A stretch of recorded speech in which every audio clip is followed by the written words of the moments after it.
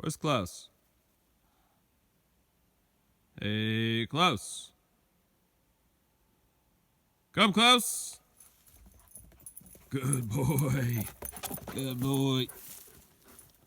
What should we do? Should we go for a walk? Let's go. Let's go.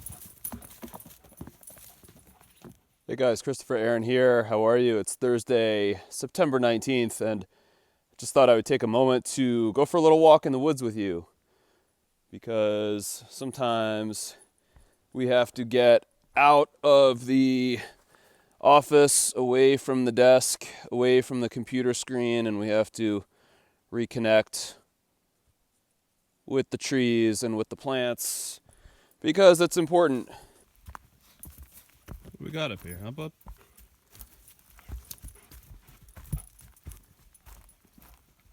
Let's check it out.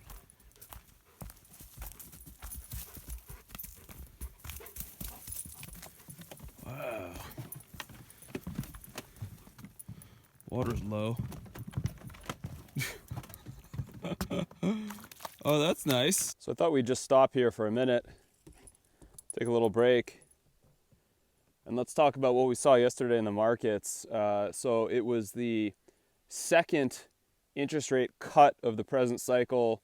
Federal Reserve cut rates by another 0.25%. So that was the second cut in the last 11 years. Fairly significant still, I would say, at this point.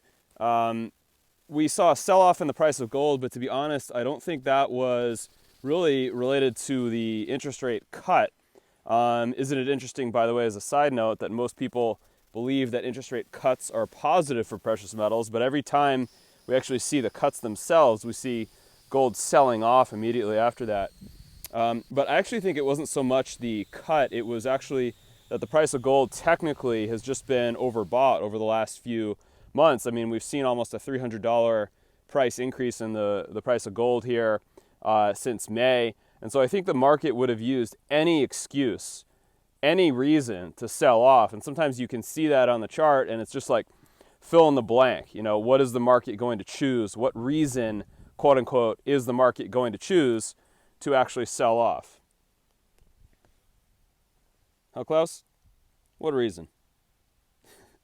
So anyway, I was watching the meeting by the press conference by Jerome Powell, and I was watching it for the first 20 minutes or so, and after that period of time, I just got so fed up listening to him. Just the mumbo jumbo, and basically the takeaway is that he has no idea what they're going to do next. Are they going to keep cutting interest rates? Are they going to go back to hiking interest rates? And if you listen to him talk, he's really just saying, well, we're going to monitor conditions and do what we need to do according to conditions. And so it's like, did the guy really need to speak for half an hour just to say that? So after about 20 minutes, I just shut it off. I just said, I can't listen to this anymore. Let me know when something more interesting happens. But I do not think that anything noteworthy was mentioned in the actual press conference itself yesterday. And when we look at the market's actual response, let's bring up the charts here now for a minute. And we saw this sell-off in gold, but if you ask me, it's been a real technical-based sell-off. If we look at where gold is at, we can look at this advance out of the May low, and we can look at some of the resistance zones that are coming in here, and we'll pull that up on the chart. But I can tell you in this zone above 1550, we have significant resistance. You can look at the horizontal resistance going all the way back to 2011, 2012, the black level that we're showing here. You can look at the rising resistance level in blue, which was shown, this rising zone of sellers that are coming in. We can look at all these things combined, two separate resistance zones here, and you say, fairly decent chance of a pullback from these present levels. So that's what I was looking at ahead of time. And the market chose whatever reason it had to try to sell off. And it just gave the reason of the interest rate cut, which, quote unquote, interest rate cuts are beneficial for precious metals if you read the mainstream news. As I was watching the Fed meeting, I just couldn't help but think, shut this thing off, This is just a bunch of, excuse my language, listening to Jerome Powell speak, it's just a bunch of bullshit. He doesn't know what he's doing. And if you take everything that he says and filter it with the following two ideas, then everything makes a whole lot more sense. What are the two ideas? The two tools that the Federal Reserve has, the only two tools. A, how much new money are we going to print? And B, who are we going to give that newly printed money to? If you filter everything that you hear from the Federal Reserve into those two statements, and you really take a step back and think about the fact that the only policies that they have is how much money are they going to print and who are they going to give that printed money to, everything makes a whole lot more sense. But all these programs that they talk about, these interest rate cuts, these, repo purchases, these swap deals, blah, blah, blah. If you boil it all down, what does it all mean? Once again, how much money are we going to print and who are we going to give that printed money to? Those are the only two tools that the Federal Reserve has. So anyway, sometimes you just have to get out of the office, away from the computer screen, and reconnect with some things that are a little bit more important in the grand scheme of things. It is important what the Federal Reserve and what the central banks are doing. Absolutely, it impacts us. And this type of monetary debasement cannot be sustained forever. That said, it is actually not the ultimate decider of our prosperity. I think we are much more in control of our own destinies than sometimes we even want to admit. Despite the theft, despite the inflation, we are in control of what we are doing here. And so we should not give our power away to the Federal Reserve or to anyone. Own gold, own some silver, do some trading, get some leverage with the miners, and then don't worry about it so much. And then do the other things that you want to do in life. Make other investments, engage in business, have fun, get out in nature, help others. These are some of the things that I think if we spent more of our focus on, as opposed to worrying about what the next minutia of a word that Jerome Powell is going to say, it would probably help us out a lot. Don't you think so, Klaus? Yeah, that's right. So anyway, where are we in the precious metals? I think gold is going to be coming back down, it looks to me, to the low 1400s over the next 1 to 3 months. That's my highest probability prediction based on observable support levels, observable resistance levels, trends in the market. I can see the big buyers coming in into the low 1400s. So that is my expectation. Will we hit it exactly? I don't know. It's impossible to say. No one has a crystal ball. But we do see some big buying that had come into the physical market in the low 1400s. What do you say, bud? Should we keep going? Come on, let's keep going.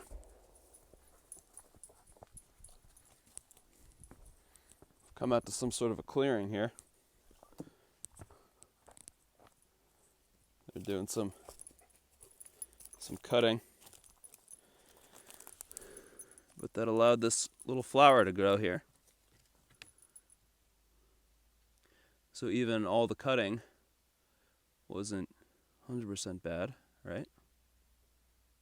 So guys, I want to encourage you,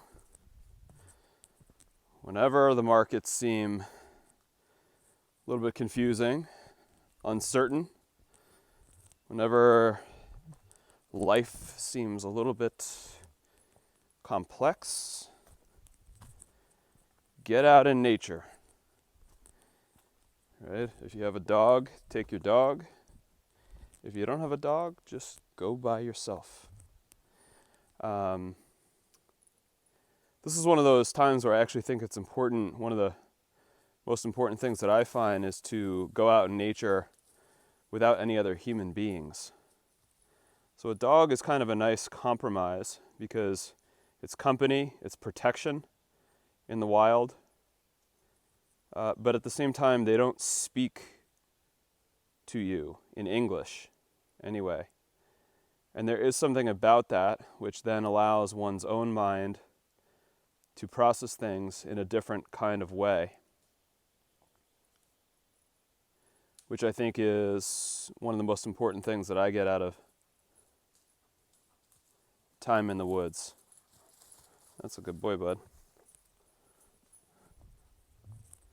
So if you're like me and you love looking at the charts and studying the patterns that you see on the charts, I will tell you this. After so many hours, even if you love it, you will reach a point where your eyes just start to glaze over and your brain goes, what am I looking at anymore? You know that point. You know what I'm talking about. You've been at that point. And the idea here, what I've found in my own career, is that when you reach that point, it's a good time to shut the computer, go for a walk. Preferably somewhere in nature, but if you're in a city or you're somewhere more busy, that will do as well. Go for a walk, leave the cell phone at home, turn it off, and allow another part of your brain to start to activate. I don't know, I'm not a brain surgeon. I don't know the specifics on which side of the brain it is that becomes active after 20 or 30 minutes of walking, but I'll tell you there is a clarity that comes to mind, that comes to the heart, that we can all feel when we disengage from the electronics. And then when we come back to the electronics with that new perspective, things make more sense. Things are more clear. It does work.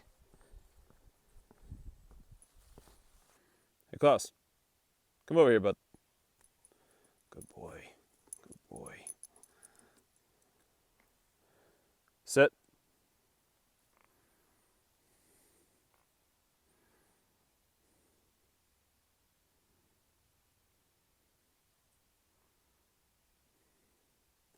What do you see?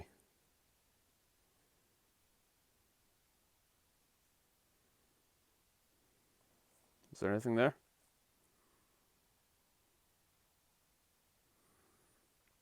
I think it's safe. Come on, let's keep going.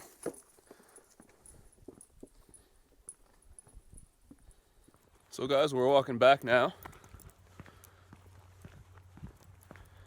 Back on the leash for Klaus for a minute. We're walking along the road. Wanted to thank you for joining us on our walk today. It was nice to spend some time in nature. Hopefully you guys got a little bit out of it.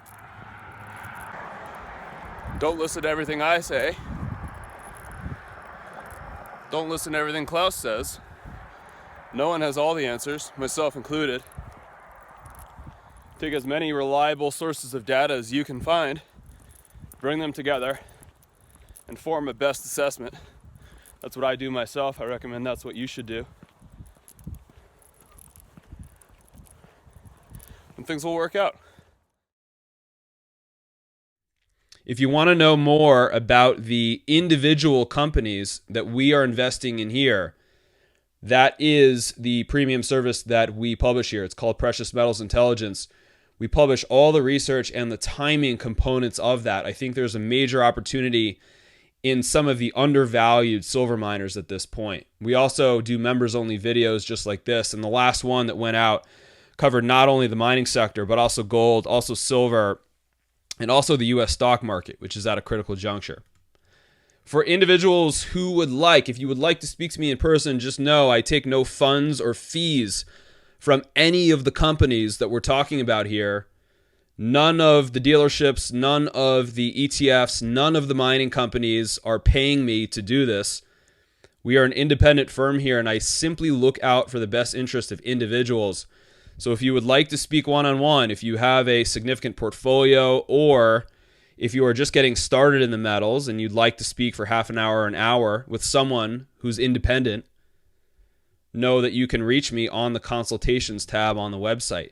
Make sure to hit the big red subscribe button because these metals are picking up steam right now if you really look at it. silver has moved about $2 in the last 2.5 weeks. We see that the gold miners are at major 2016 resistance, but the silver miners, after a little bit of a pullback, it looks like they have some clear sky ahead of them. It looks like there's not a whole lot of resistance on that chart, I will just tell you, until some significantly higher prices. So this is what I'm doing. I simply publish the research that I'm doing. I hope you find some value in it. I'll be back this time next week, and we'll take a deeper look at some of the metals themselves next week. Thank you. See you then. Come close. Good boy. Good boy. Right here. Sit. Hey, right here. Good boy. Good boy. All right, let's go. Come on. That was a good boy.